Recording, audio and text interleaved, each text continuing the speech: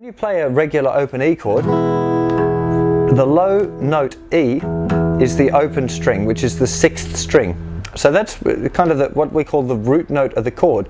Now, the concept of this root note is that if we move a chord and it doesn't use any open strings, the chord has a root note and that becomes the name of the chord. So this chord here, where we moved E up 1 fret and put the bar down to make F, the reason that that chord is called F is because the root note, the note underneath your first finger, is the note F. Now if we think about where the other notes are on the 6th string, say the 3rd fret of the 6th string is the note G. So if we put down our bar chord shape, the same one that we were just talking about now, but now at the 3rd fret, the note underneath the first finger, 3rd fret, 6th string, is the note G, so it becomes a G chord. And then if we move it up another 2 frets, it becomes the note A, so this becomes A bar chord. And you can hear these things if you test them. It's quite a nice thing to listen to, is the G at the 3rd fret, bar chord, and then G open chord.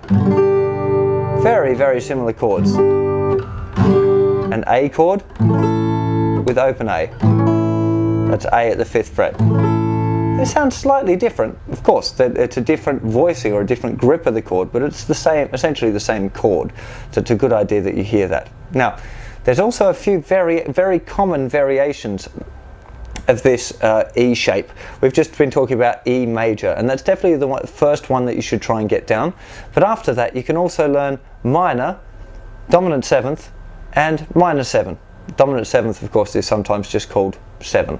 So we're going to go back to another close-up now, if I can get my little remote going, and then we'll check out what these other variations are on the E bar chord shape.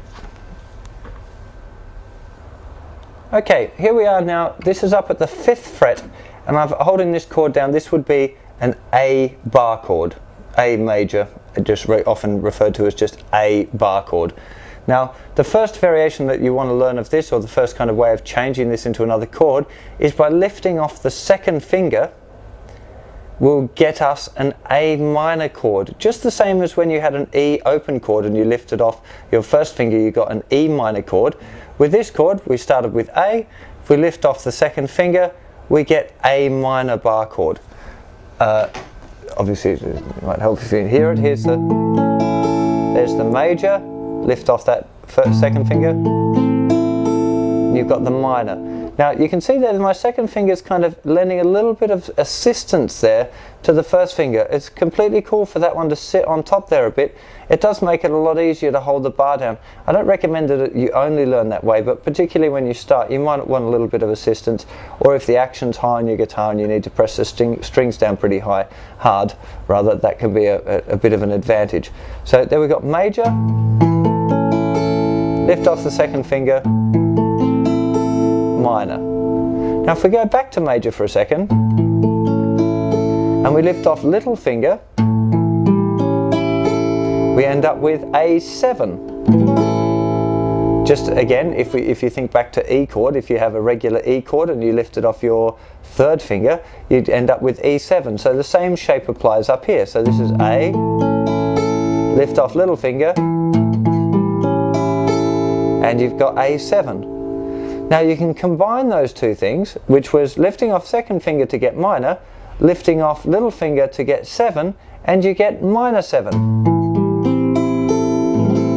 A minor 7. So major, lift off 2nd finger rather, is minor, lift off little finger is A7, lift off 2nd finger and little finger, and you get A minor 7. So there you go, that's the 4 common E shape bar chord forms: major, minor, 7, and minor 7. So you definitely want to check those things out.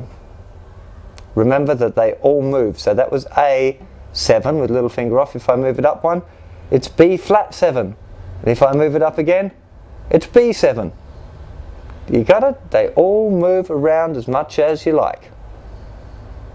This is a pretty weird one. I'm not trying to show off my t-shirt, and I'm not trying to look like I'm chopping my own head off.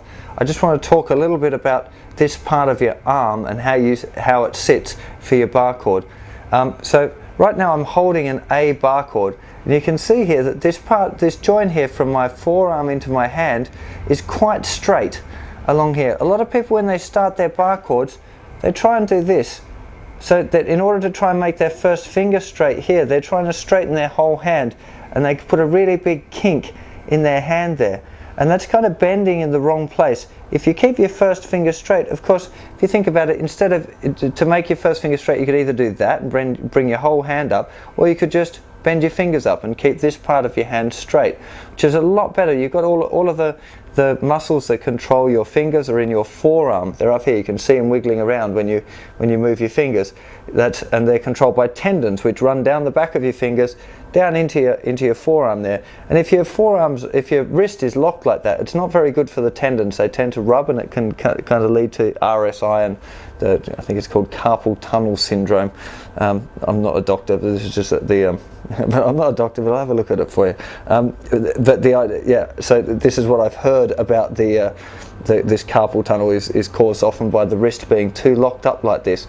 So try and make sure when you're playing your bar, if you find that your wrist is forward like that, try and concentrate on flattening that part of your wrist out and making sure that you're bending. It's not perfectly flat, but it's pretty close to flat. That's my bar chord shape there. You can see it's pretty straight. Yeah. So yeah, just be aware of that. Also be aware of this.